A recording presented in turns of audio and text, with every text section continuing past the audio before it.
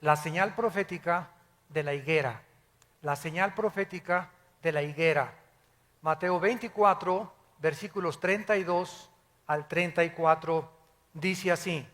Es Jesús el que está hablando. De la higuera aprendan la parábola.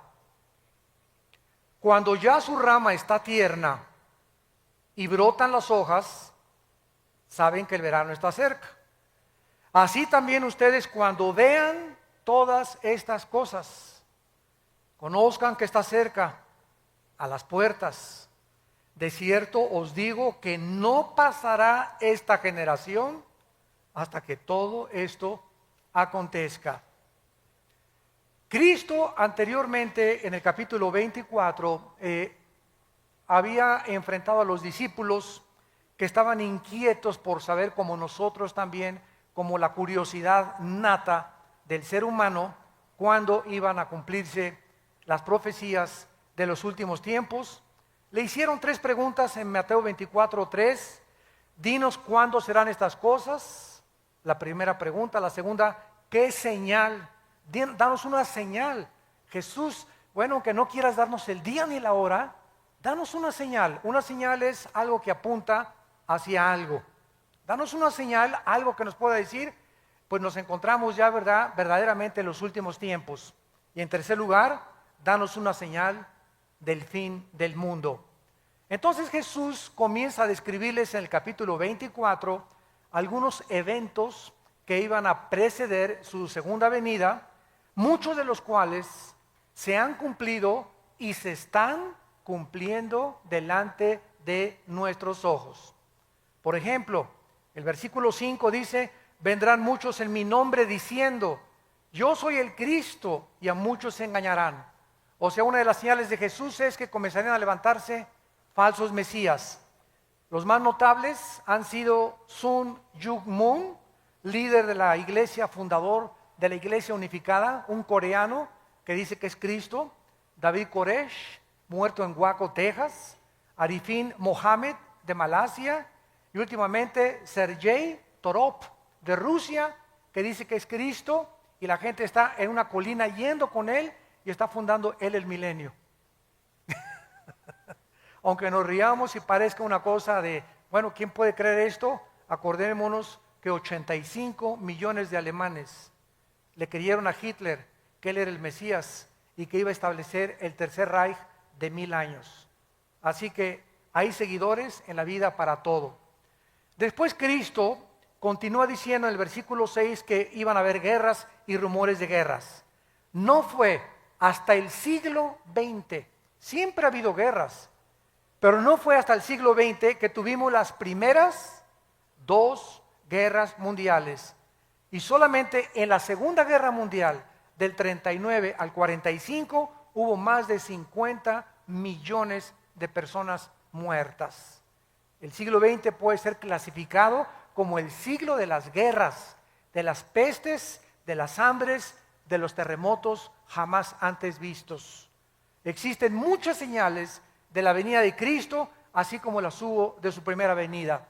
Pero solamente aquí en el siglo XXI, vean ustedes el terremoto de Chile, 9.2 grados, movió 5 centímetros el eje de la Tierra.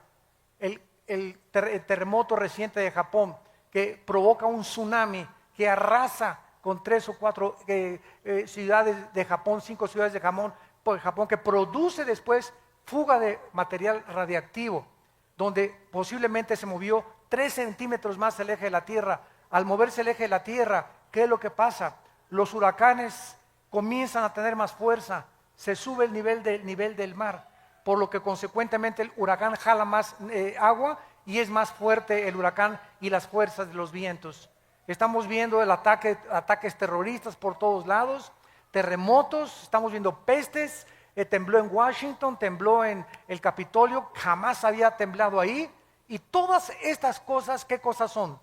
Son señales que nos están diciendo el mundo está a punto de extinguirse. Vivimos en un planeta con una enfermedad terminal. Los millones de litros de petróleo en el mar han contaminado la fauna marina.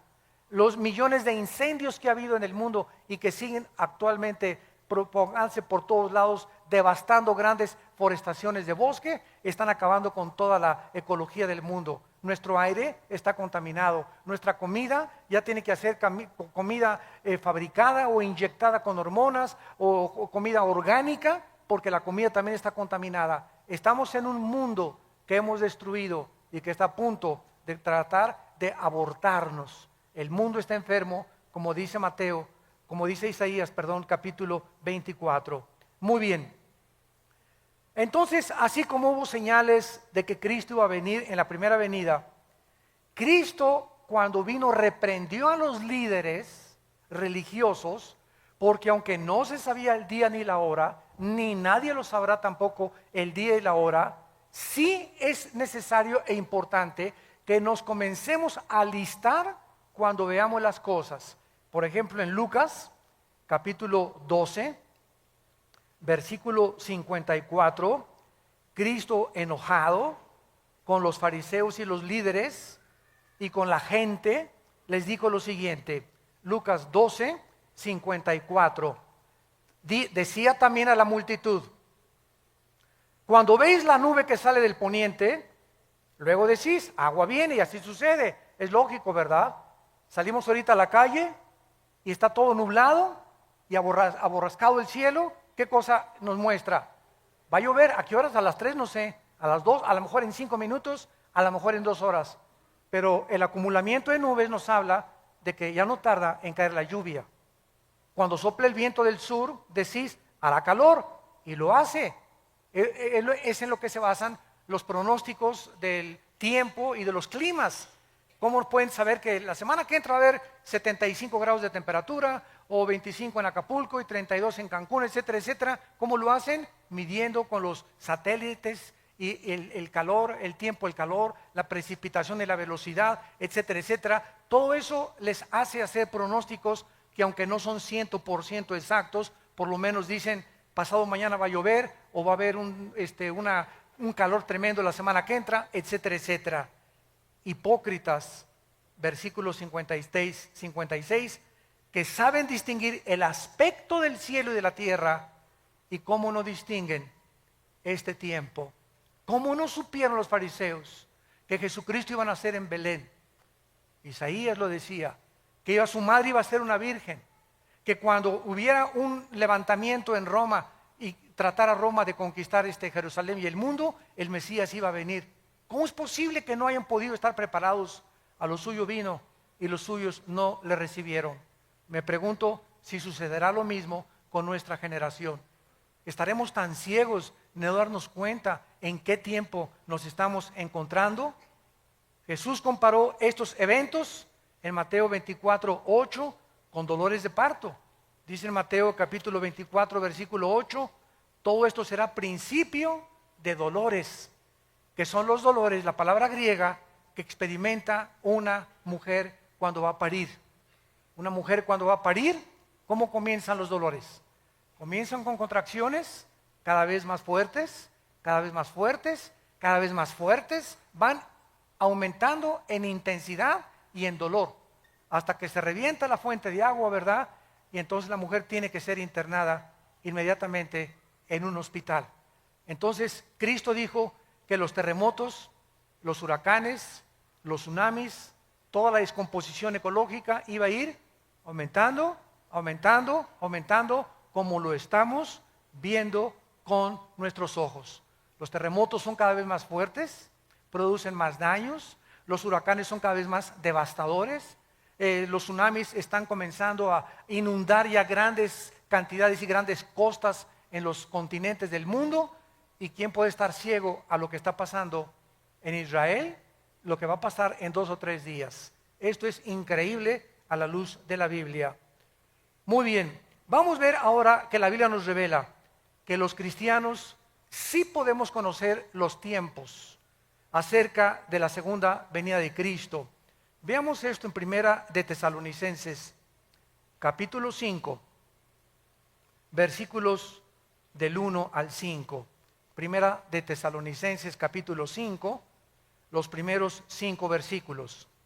Y dice el apóstol Pablo, acerca de los cronos, se tradujo tiempos, o sea, el tiempo cronológico. Y acerca de las ocasiones, ponlo en tu Biblia ahí, kairos, o sea, tiempos específicos. Una cosa es cronológicos, otra cosa es específicos. O sea, acerca de la cronología de los tiempos y el tiempo específico de algún evento, no tiene necesidad, hermanos, de que yo les escriba. Porque vosotros sabéis perfectamente. Debemos los cristianos tener este conocimiento, que el día del Señor vendrá como ladrón, que cuando digan paz y seguridad, no es hasta que haya un tratado de paz en el mundo, donde se diga algún dictador, ya basta de guerras entre árabes y judíos, ya basta de problemas en el mundo, como lo hizo Hitler en 1932 al 34. Alemania estaba azotada por el comunismo, se formó el Partido Nacional Socialista, no había trabajo, el orgullo alemán estaba hasta los suelos después de que perdieron la Primera Guerra Mundial, era una población, un grupo humillado ante el mundo, y llega una voz del Führer, de Hitler: yo saco a Alemania, comienza a darle el empleo a todos, fabrica, producen la Porsche, se produce el carro Volkswagen, que Hitler dijo: le voy a dar un premio al mejor diseñador de autos que me haga un carro para el pueblo. La palabra Volks significa pueblo en alemán, Wagen en alemán significa pueblo. Entonces Volkswagen significa el carro del pueblo. Y pues hasta el momento, ¿verdad?, ha sido un carro increíble desde la Segunda Guerra Mundial. Y sacó a Alemania totalmente del pozo de desesperación en que se encontraban. Y 85 físicos, matemáticos, doctores, licenciados, abogados, maestros de escuela, no estoy hablando de indígenas, 85 millones de profesionistas, de personas cultas, de personas que fueron a la universidad con premios Nobel, etcétera, etcétera, votaron por Hitler y le creyeron a Hitler. ¿No le creerán al anticristo? Cuando el anticristo va a hacer señales sobrenaturales, lo van a tomar como un extraterrestre al anticristo, va a hacer llover fuego del cielo, va a hacer que su imagen aparezca de repente por todos lados, van a creer que realmente los extraterrestres ya aterrizaron en la tierra y van a traer la época del acuario que el diablo ha promovido en el mundo desde hace muchos años. Entonces dice el apóstol Pablo, versículo 3, cuando digan paz y seguridad, vendrá destrucción repentina como los dolores a la mujer encinta y no escaparán. Escuchen con atención lo que dice Pablo. Mas vosotros, hermanos, o sea, todos nosotros los cristianos, no estamos en tinieblas para que aquel día nos sorprenda como ladrón. Dios no quiere que nosotros seamos sorprendidos de repente y voltees y tu esposa desapareció y tus hijos desaparecieron y millones de bebés en los hospitales recién nacidos desaparecieron y pilotos con aviones se van a estrellar en el mar porque el piloto desapareció. Choferes van a congestionar las carreteras internacionales porque desaparecieron de repente manejando. Va a haber un caos y una confusión en el mundo entero de la desaparición de millones de personas. Tú vas a ser de aquellos que vas a decir: ¿qué pasó? ¿Dónde está mi vieja? ¿Dónde está mi viejo? ¿Dónde están mis hijos? No, ¿verdad? Dios no quiere que nosotros seamos como ladrón. Vendrá a los incrédulos, pero no a nosotros. Métete eso en tu cabecita. Ustedes no están en tinieblas para que aquel día los sorprenda como ladrón, porque ustedes son hijos de la luz. Somos hijos del día. Dios quiere que tengamos luz, que sepamos en qué tiempo nos encontramos. No somos de la noche ni las tinieblas, por tanto no durmamos como los demás, sino velemos y seamos sobrios. Es tiempo de que sepas que para esta hora has nacido. Es tiempo de los guerreros de Dios.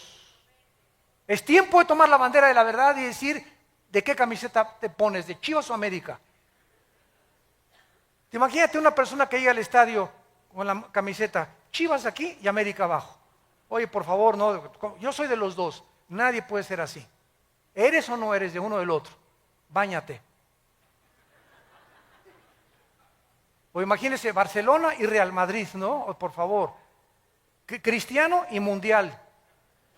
No puedes. Es tiempo que nosotros decidamos verdaderamente que para esta hora hemos nacido, para levantar la bandera de la verdad, para predicar a Cristo, para seguirlo, para velar, para guardar nuestros corazones, a nuestros amigos, ganarlos para Cristo, hablarles de Cristo.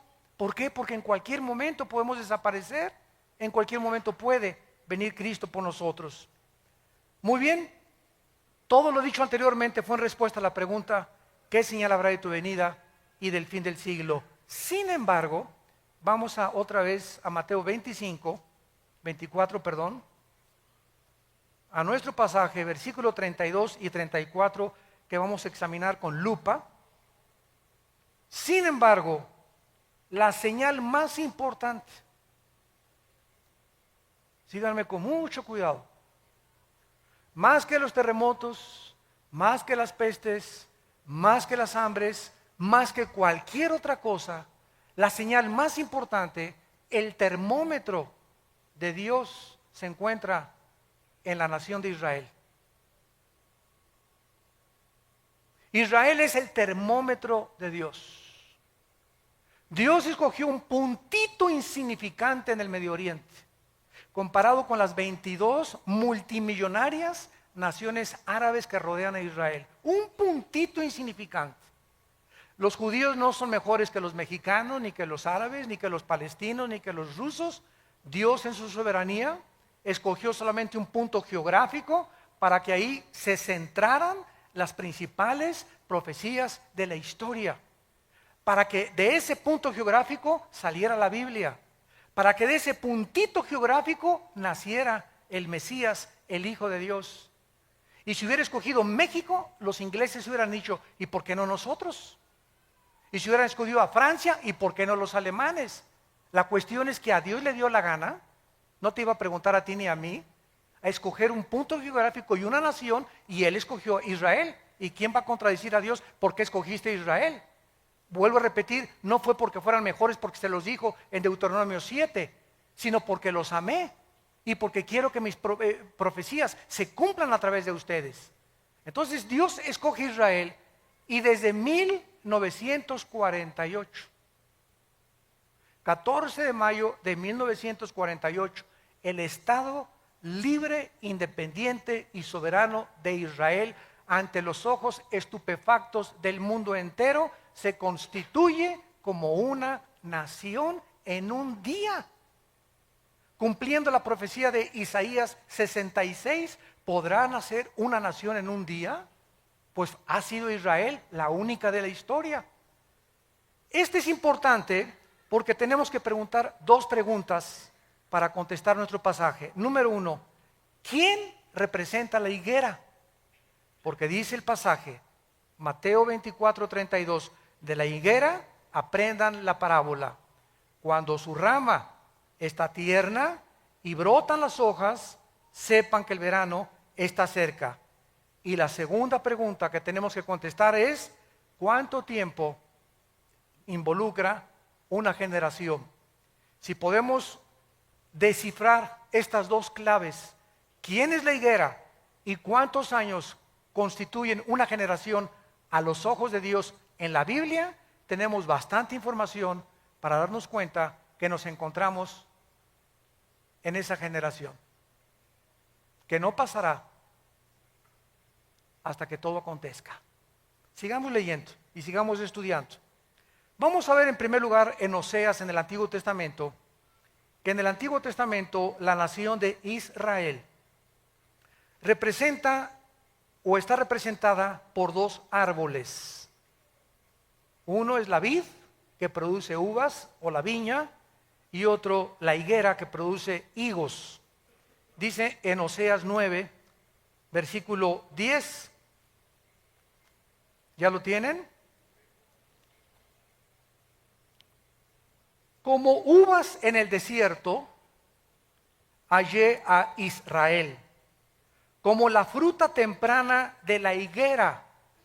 En su principio vi a vuestros padres. Aquí Cristo compara con dos árboles a Israel, con la vid y con la higuera. Pero es interesante, ¿verdad? Que la higuera es la última planta del año en florecer. Hay 3 árboles en la Biblia: el olivo, que representa las bendiciones. Dice en Romanos 11 que fuimos injertados en el olivo. Nosotros somos el olivo silvestre, el olivo original es de Israel. El olivo representa las bendiciones que vienen con el Espíritu Santo. La vid representa el sistema religioso, la viña. Isaías 5, planté una vid y vine a buscar fruto y no la encontré. Y esta misma parábola de Isaías 5, representando la vid, Cristo dice cuando vio la higuera, la maldijo, que era una profecía más adelante de que Israel atraería la maldición sobre sus vidas por haber rechazado al Mesías. Y en tercer lugar, la higuera representa la resurrección nacional de Israel. Entonces tenemos el olivo, tenemos la vid y tenemos la higuera. Pero cuando Cristo, de los 3 árboles, escoge la higuera para decirnos: cuando reverdezca, cuando resucite, cuando otra vez ante los ojos del mundo Israel vuelva a levantarse después de más de 2000 años de que no tenían patria, gobierno ni sistema religioso, sepan que se acerca el verano. Quiero decirles con más exactitud que esta generación no pasará hasta que se cumplan todas estas cosas. Vemos también en Lucas capítulo 13 acerca de la higuera que Cristo nos está describiendo. Dice Lucas 13, versículo del 6 al 9.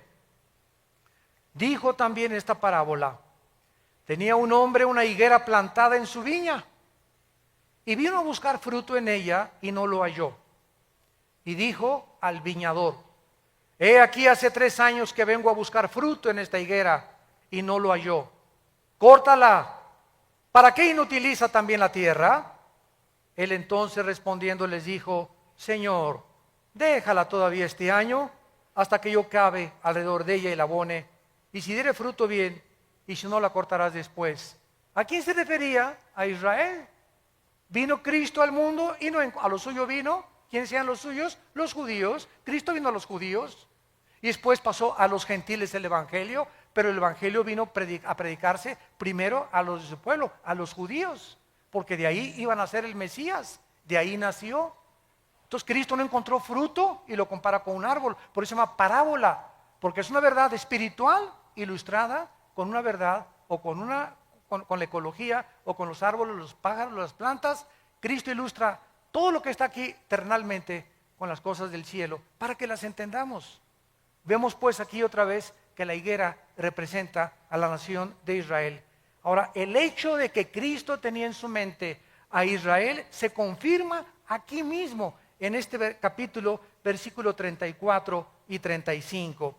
Y Cristo grita: Jerusalén, Jerusalén, versículo 34, que matas a los profetas, apedreas a los que te son enviados.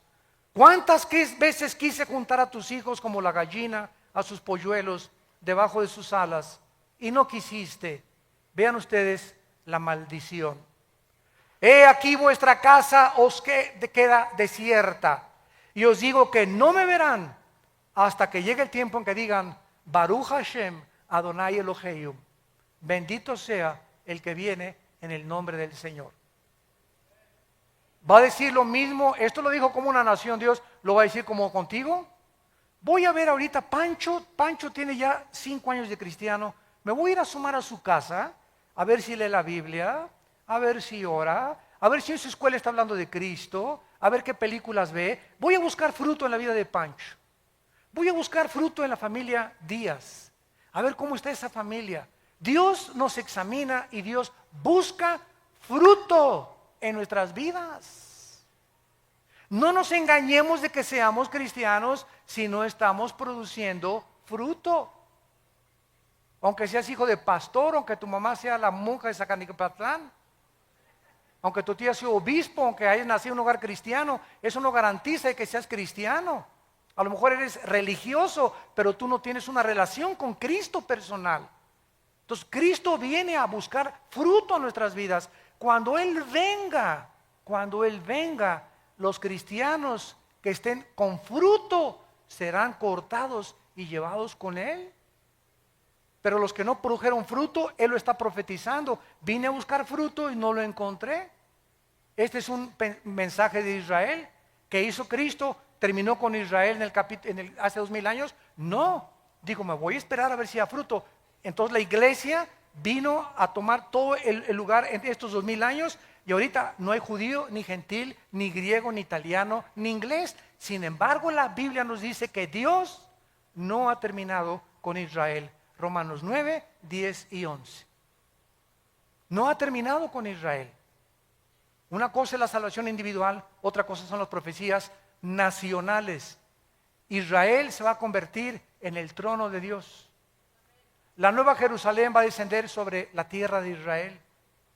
Ahí va a estar los cuarteles generales del universo. Dios habita ahorita en el tercer cielo. La Biblia dice que Dios va a dejar el tercer cielo. El Padre, estoy hablando, no el Hijo. El Padre va a dejar el tercer cielo y va a bajar a la tierra, en Israel, en Jerusalén, a poner su trono.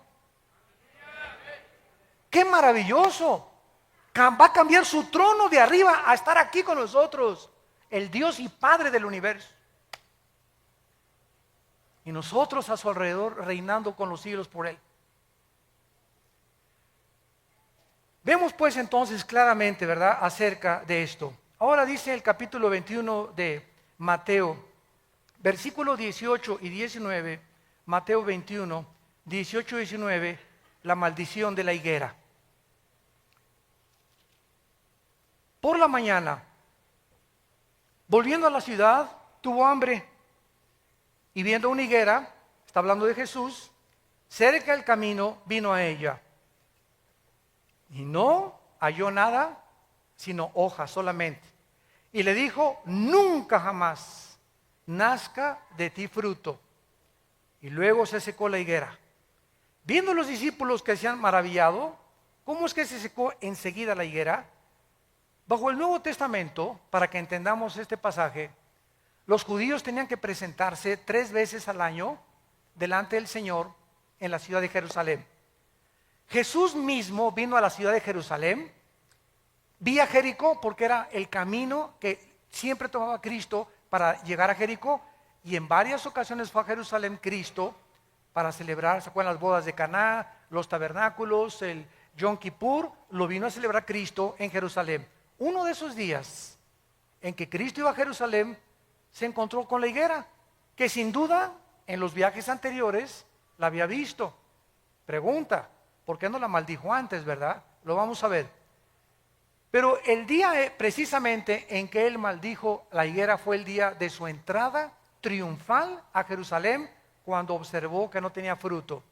Al llegar a Jerusalén, fue recibido como el Mesías, Hosana, el que viene en el nombre de Jesús, por la mayor parte de la gente. En la tarde se dirige a Betania, a la casa de Marta, de María y de Lázaro, a pasar la noche, porque venía camino a Jericó, y al regresar al día siguiente a Jerusalén, fue cuando él se detiene y maldice la higuera. Ya vimos que la higuera representa, sin ningún lugar a dudas, a Israel. Y esta acción de maldecir la higuera, porque no tenía fruto, vemos realmente que es una señal profética de que tampoco había encontrado fruto en la nación de Israel. Y cuando a Cristo lo crucifican, y cuando Pilato le dice a la gente, ¿a quién quieren escoger? Suelta a Barrabás, crucifícale. Pilato les dijo, la sangre sea sobre sus cabezas. Y el pueblo de Israel dijo estas palabras, que la sangre del Mesías sea sobre nosotros. Y en 2000 años no ha habido un grupo étnico como Israel expulsado de la mayor parte de las naciones. Simplemente el holocausto en 1943, 44, 45 de Hitler, donde más de 6 millones de judíos fueron matados de hambre y en las cámaras de los gases, cómo los han odiado, cómo ahorita estamos en el siglo XXI y el mundo los odia, los árabes no los quieren aceptar. Ahorita hay 120 naciones, de las 200 naciones que tenemos en el globo terráqueo, 120 están votando contra el Estado de Israel. La única nación que lo ha defendido ha sido Estados Unidos. ¿Por qué Estados Unidos desde la Segunda Guerra Mundial? Señores sociólogos, historiadores, comunistas y ateos que nos visitan y que nos ven por la televisión, pregúntate por qué Estados Unidos ha sido bendecido. ¿Por qué le tienes tanta envidia a Estados Unidos? El mejor país vestido, donde mejores empleos ha habido, donde a la gente se le reconoce lo que sabe, con el mejor ejército, el mejor sistema político que hay ahorita en el mundo, donde más o menos hay justicia mejor que en otros países. Ha detenido el comunismo, el fascismo, el nazismo. Si no fuera por Estados Unidos, aunque ahorita está hundiéndose, todo el mundo quiere Estados Unidos. Nadie se quiere ir a Rusia, nadie se quiere ir a la China, a México menos ahorita. ¿Por qué Estados Unidos es la nación del sueño americano? Hasta hace algunos años, porque ya no es igual, ya se acabó todo eso, porque ya los últimos presidentes han apostatado y han entregado a Estados Unidos en manos de los árabes y han traicionado a Israel desde el presidente Clinton. ¿Por qué? Porque los árabes tienen el 65% de la producción petrolera del mundo entero. Y ahorita el presidente Obama, si no se alinea con las naciones árabes, le cortan el petróleo a Estados Unidos y Estados Unidos consume el 50% del petróleo de toda la producción del mundo entero. Después de Estados Unidos sigue China, Japón y Alemania. Pero Estados Unidos consume la mitad del petróleo que se produce en el mundo. Así que por eso hundirían totalmente sin petróleo igual a Europa si los árabes no acceden Occidente a que el Estado palestino sea reconocido, quitarles Jerusalén y que puedan los judíos devolver los territorios que ganaron en la guerra. Todo está exactamente como la Biblia lo dice. Zacarías 12, 2 y 3, Zacarías 14, del 3 al 4, Mateo 24, Mateo 25, Apocalipsis, Daniel, todo dice que cuando Jerusalén la rodearan los ejércitos, ante nuestros ojos está sucediendo pasado mañana. Ya se queda sola Jerusalén. ¿Qué va a pasar? Tal vez una guerra nuclear. La Biblia profetiza que Siria, Apocalipsis 17, va a desaparecer. Tal vez Israel conteste con armas nucleares a Siria y borre del mapa a Siria y el anticristo salga de la región de Siria o Irak, y después de esta devastación se den cuenta, bueno, que nos estamos matando, surja como Hitler el anticristo y traiga la paz. Y cuando digan paz y seguridad, nos pintamos.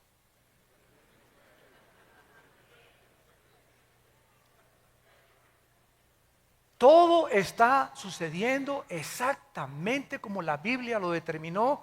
Dios, yo soy Dios, Isaías 44, que pongo en orden desde el principio lo que ha de acontecer.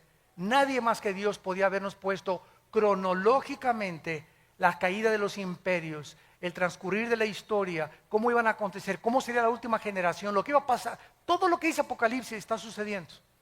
En el 2012, el año que entra, ¿qué están esperando? Que se alineen los planetas. Que el satélite Alien, ahorita que dicen que es un planeta, cuando se alineó con el Sol, tembló en Chile. Cuando se alineó con el Sol, este planeta, tembló en Japón. Ahora esperan que en el 2012 se alinee otra vez con el Sol y tal vez vengan ahora sí radiaciones solares, ya no hay ozono que nos proteja y comienza el mundo a ser convulsionado, comienzan los tsunamis a inundar Hawái, Acapulco, Cancún, las costas, la costa mediterránea, Francia, etcétera, etcétera, desfalleciendo los hombres por las cosas que sucederán, confundida la gente por el bramido de las olas y del mar, por los terremotos y toda la gente buscando una luz, y nosotros somos en esta generación la luz. ¿Estás tú brillando en tu casa, en tu familia? ¿Estás tú brillando en tu trabajo con tus amigos? ¿O sigues con el triunfo del amor? ¿Sigues viendo a Lady Gaga? ¿Por eso estás tan enchamucado como estás? ¿En qué mundo? Es que es el tiempo de nosotros. Hay un solo versículo en el Nuevo Testamento de David. Un solo versículo de David en Hechos. ¿Saben lo que dice la Biblia de David? El Espíritu Santo, ¿cómo resumió la vida de David? Dice en Hechos, y David sirvió a su generación. Es todo lo que se dice de David. Ahorita es la generación de nosotros. Desde que tú naciste es tu generación. ¿Qué estás haciendo por tu generación? Los años así pasan. Y no te has decidido todavía a hablar de Jesús, a entregar tus bienes a Jesús, a seguir a Jesucristo, a hablar de Cristo, a santificar tu vida, a limpiar tu vida sexualmente.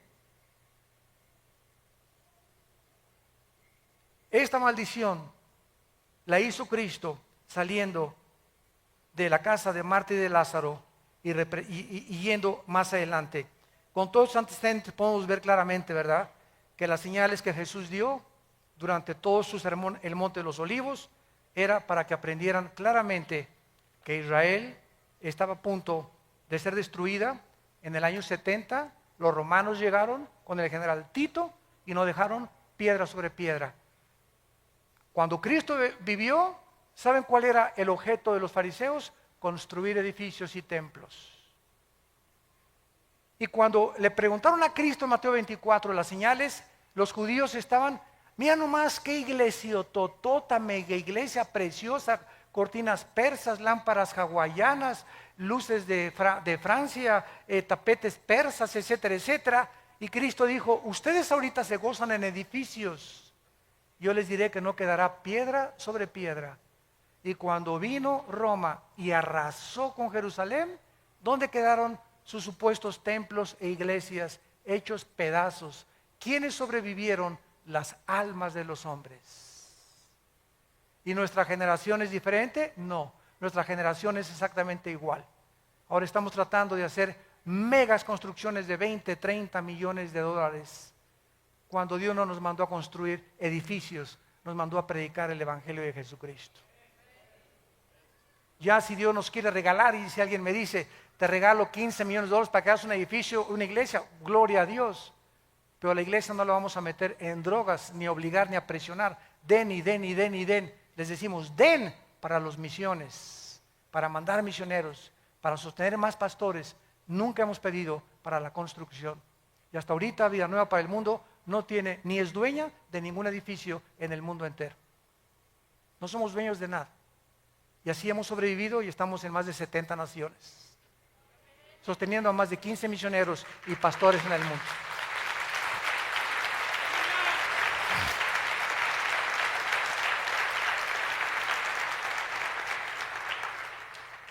Los judíos pues fueron dispersados a los 4 confines de la tierra, quedaron por tierra cerca de más de 2000 años. Además la maldición se aplicó a la tierra, porque cuando regresaron en el 48 los judíos, era un desierto Israel, era un desierto. Los palestinos dicen que era tierra de ellos. Esto es la mentira más grande del mundo. Durante 3000 años Israel estuvo en Israel. Claro que había árabes cuando regresaron ellos, pero era un desierto Israel. No había un solo árbol, porque la maldición cayó sobre la nación y sobre la tierra. ¿Se acuerdan del Antiguo Testamento? El pecado hacía que Dios detuviera las lluvias y maldijera la tierra. Isaías 24, del 3 al 4, porque faltaste a mis mandamientos, la maldición te alcanzó. Entonces Israel, en 4 años, del 48 al 52, planta 6 millones de árboles, para que se cumpla Amós 9, del 12 al 3. Los plantaré sobre su tierra, plantarán viñas y verán el fruto de ellas. Esto es además no solamente contra la tierra, porque hasta el siglo XX los judíos regresan a su tierra en 1948, y del 48 a nuestros días comienza a llover en Israel. comenzaron las lluvias de 1948 a nuestros días. De esta manera, después de tantos siglos, tanto como se profetizó, Israel se convierte en el 48. Entonces ahora podemos saber que el año 48 es el patrón con el cual podemos medir una generación. Ahora, ¿cuánto es una generación? ¿50 años? ¿60? ¿70? ¿U 80 años? Vamos a meternos a ver ahora algo más acerca del florecimiento de Israel. Muy bien. Esta profecía que acabamos de leer, cuando la higuera reverdezca, no pasará una generación, nos vuelve a decir que cuando Israel floreciera,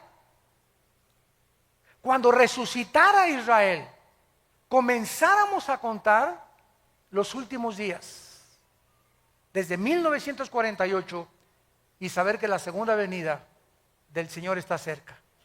En 1948, el reloj profético de Dios comenzó, tic, tic, tic, tic, tic, tic, la cuenta regresiva. Ahorita me llegan correos donde me dicen, faltan 6 horas para el 20 de septiembre para que se determine el Estado palestino. Faltan 5 horas con 40 minutos desde que se dictaminó que pasado mañana las Naciones Unidas van a tratar de sacar a los judíos de los territorios ocupados. Comenzó el reloj profético de los judíos acerca de lo que va a suceder. Pero el reloj profético de nosotros comenzó en 1948, el 14 de mayo. Tic, tic, tic, tic. Se había apagado durante 2000 años el reloj de Dios. En cuanto Israel regresa, no podía nadie profetizar que nos encontrábamos en los últimos tiempos. No es hasta que la nación nace y reverdece y resucita nacionalmente, no espiritualmente, porque espiritualmente será hasta la segunda venida de Cristo. Romanos 11, 25 y 26. Todo Israel será salvo cuando Él regrese físicamente, pero nacionalmente resucita en el 48. Ahora es interesante, Lucas 21, qué linda es la Biblia.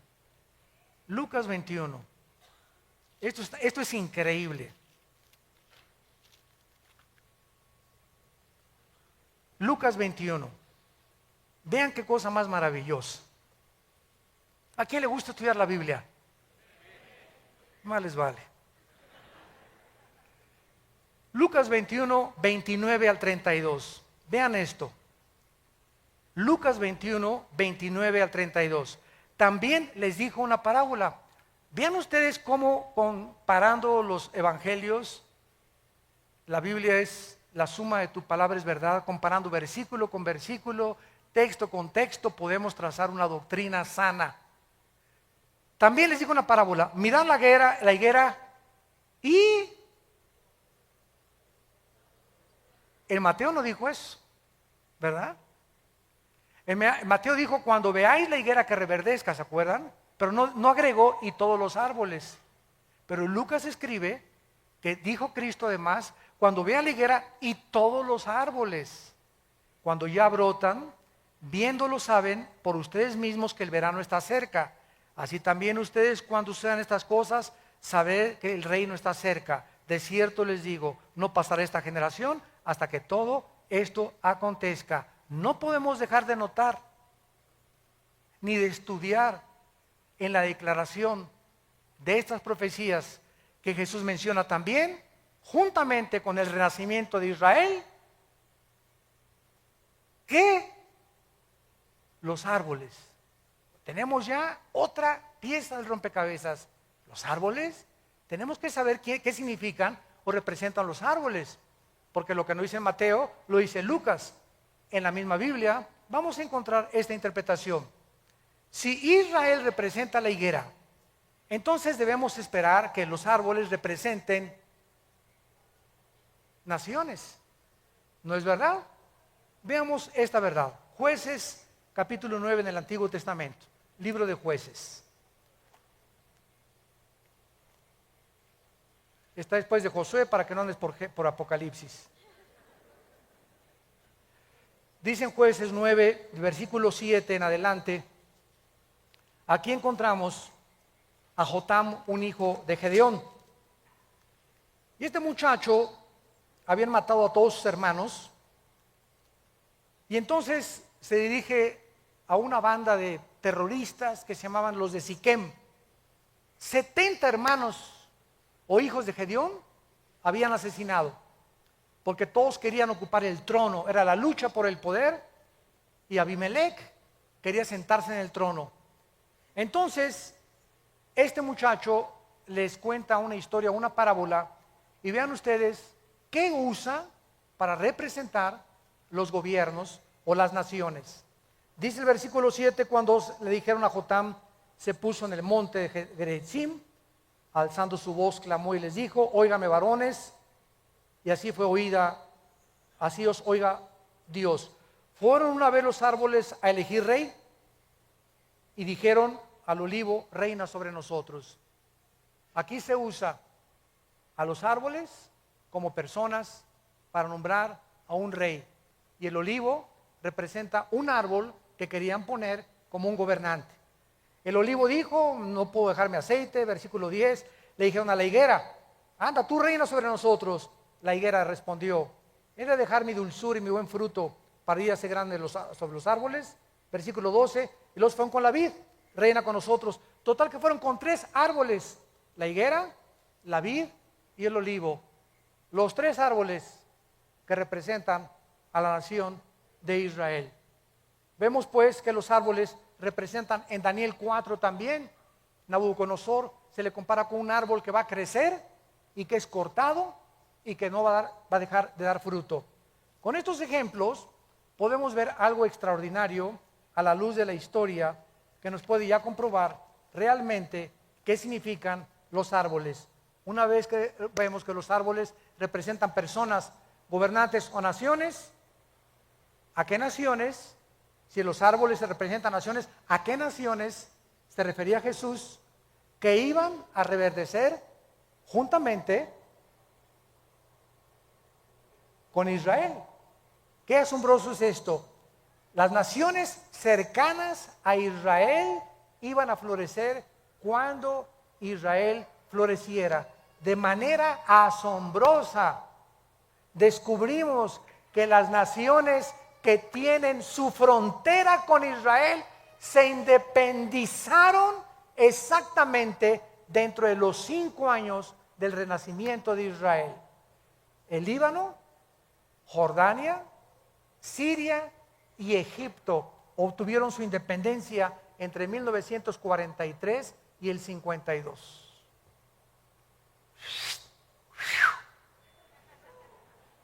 Escuchen esto, todavía falta.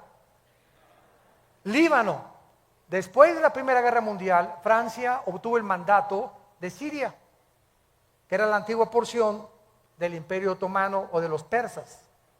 Francia superó la región del Líbano en 1920 y en el 43 Líbano florece como nación independiente. Jordania, después de la Primera Guerra Mundial, la disolución del Imperio Otomano, Inglaterra recibe el mandato de gobernar la mayoría del Medio Oriente. La Gran Bretaña separa la región autónoma de Transjordania en 1920 y Jordania se independiza en 1946 y adopta el nombre de Jordania hasta 1950. Siria administra esta región Francia después de la guerra, y Siria se independiza en el 46 también, exactamente cuando se independizó Jordania. Egipto obtiene su independencia y soberanía con el derrocamiento de la monarquía británica en 1952. Estas naciones, al igual que Israel, no existían independientes hasta después de 1943. Y esto fue simplemente eran parte del Imperio Otomano, parte del Imperio Británico o colonias de Francia. Su nacimiento alrededor de Israel en el 48 nos muestra de manera asombrosa que eran las naciones a las cuales Cristo profetizó, que no es coincidencia que en ese tiempo de 5 años se independizaron todas las naciones que tienen su frontera con Israel. ¿Es la Biblia la palabra de Dios? ¿No es maravilloso que nosotros podamos saber claramente todo lo que está pasando en el mundo? Y terminamos con la generación. La IER es Israel, las naciones, las que tienen su frontera con Israel, que se independizaron. Ahora tratemos de ver cuánto es una generación a la luz de la Biblia. La palabra generación, dor, en el hebreo, se tradujo al griego genea, de donde viene la palabra genealogía, de donde viene la palabra genes. Nuestros genes también vienen de ahí. Y esta palabra significa una época o una generación de personas o un periodo particular de vida desde el nacimiento hasta que morimos. Vean ustedes el Salmo 78, versículo 8. Salmo 78, versículo 8. Y no sean como sus padres, generación contumaz y rebelde, generación que no dispuso su corazón, ni fue fiel para con Dios su espíritu. Israel nació el 80% de la gente de Egipto cuando tenían 40 años. Más 40 en el desierto. 80 años. Muy bien. ¿Son 80 años una generación realmente? Bueno, vamos a ver que si representa a un grupo de gente que nace y muere dentro del mismo periodo de tiempo, se le llama una generación. Salmo 90, versículo 10, nos saca de dudas. Los días de nuestra edad son 70 años.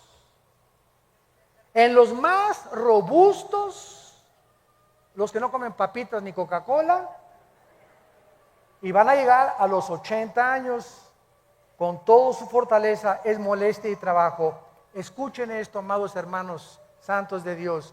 De acuerdo al libro de Hechos Mundiales de la CIA, World Factbook, mayo del 2010, el promedio más largo de vida de los seres humanos en el 2009 fue de 84 años en Macao. 84 años fue el promedio más elevado de vida en el 2010. Suiza ocupó el 10º lugar con 80 años de edad.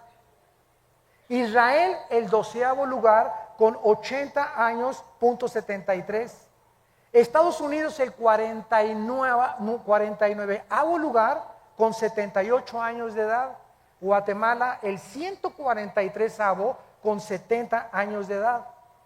La mayor parte de los seres humanos, o sea, de acuerdo a estas estadísticas, el 82.5% vive en un promedio de 60 años. No pasas del sesentón.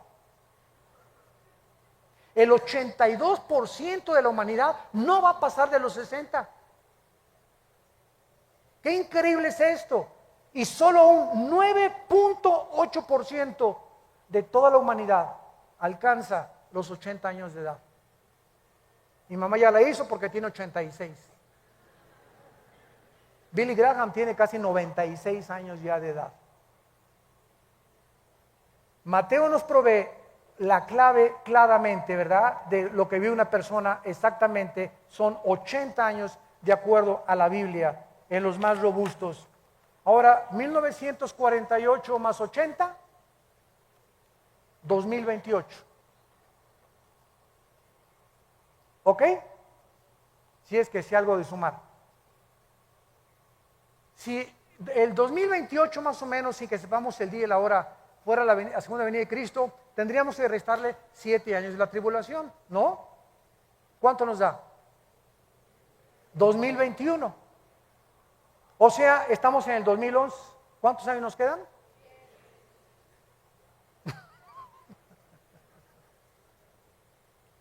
Aquí no podemos de ninguna manera ser dogmáticos. Y eso no contradice lo que Jesús dijo, el día y la hora nadie la sabrá, pero sí los tiempos. Yo no sé si será el rapto en el 2002 o en el 15. Yo siempre he dicho que no pasábamos del 15, según cálculos, y que nos libre Dios de poner una fecha, porque seríamos falsos profetas. Pero los tiempos aproximados son posiblemente antes del 2028. Si la generación de los 80 años se cumple de acuerdo a la Biblia. Pues en el 20, en el 19, en el 16, en el 23, por favor no digan, el hermano Disney dijo. Me meten en problemas. Que quede bien claro lo que estamos diciendo. Y sabe una cosa, que cuando yo leí esto, se me estremeció la piel. Le dije, Señor, ¿realmente nos estás diciendo que nos quedan 10 años, 12 años más de vida tal vez? ¿Será posible esto? Y bueno, lo vamos a ir viendo con lo que siga pasando el año que entra, etcétera, etcétera. Lo único que sé yo es que llegó la hora para la cual nacimos. Y que si estas cosas han de suceder, ¿cómo no debemos de vivir una vida pía, santa y piadosa? Entregándonos cada vez más al Señor, buscando más su voluntad y dejándonos ya de vanidades ilusorias. Y entendamos para qué nacimos. Y sepamos que lo que más le interesa a Dios es que lo conozcamos. Y que seamos guardados de la hora de la prueba. Lucas 21, para que seamos tenidos por dignos de las cosas que acontecerán en la tierra. ¿Estás tú listo para encontrarte con tu Dios? Gracias por tu palabra, Señor. Gracias por tu palabra, Señor, y por los tiempos que nos permites vivir. Donde estamos viendo que las nubes se están juntando de las catástrofes, de los holocaustos, de las tragedias en el mundo, de los fenómenos naturales, donde la naturaleza se ha vuelto contra nosotros. Y sabemos que estas son señales. Y tenemos tal vez 2 años, 10 años, solo tú lo sabes. Lo único que sabemos es que ya el tiempo se ha acercado. Y que estas consideraciones que hemos traído a la luz de tu palabra, con la ayuda del Espíritu Santo como nuestro Maestro, nos hacen temblar interiormente de temor a ti, de acercarnos más rápido a ti, de entregar nuestras vidas con pasión a ti y de saber que tú eres la única causa por la cual vivimos. Porque si vivimos es para ti y si morimos es para ti también, Señor. Ya sea que vivamos o que muramos, le pertenecemos al Señor. Muchos de ustedes que nos ven por la televisión y que están aquí presentes, yo los invito a que vengan a la cruz en este momento. Vengan a la cruz, ven a hacer la paz con Dios. Prepárate para encontrarte con tu Dios. Si Cristo no viene en 20 o 30 años, el día de tu muerte, lo vas a enfrentar. Y será el día de tu juicio, donde no tendrás otra oportunidad, como la tienes en esta tarde, de arrepentirte de tus pecados y de entender que no eres un animal. Somos personas inteligentes, agentes morales, responsables de las decisiones que tomamos, cuyas consecuencias son para bien o para mal siempre. Cada decisión que tomamos tiene consecuencias, para bien o para mal. Y tú y yo somos responsables delante de Dios, nadie más que nosotros, de las decisiones que tomamos. Ven a Cristo, toma esta decisión en tu corazón hoy, y ahí desde tu lugar dile: Señor mío y Dios mío, he oído tu voz profética a través de la Biblia y me arrepiento de mis pecados. No quiero que me sorprenda como un ladrón de repente y desprevenido tu venida. Quiero estar preparado, Señor. No quiero perderme galardones. No quiero ser avergonzado delante de tus ojos cuando tú vengas por mí. Te pido que entres a mi corazón. Te recibo porque creo que en la cruz pagaste con tu sangre por mis pecados, que a los 3 días resucitaste de los muertos y que vienes pronto por mi vida para reinar contigo eternamente. Te doy las gracias por el perdón que me das. En el nombre de Jesucristo. Amén.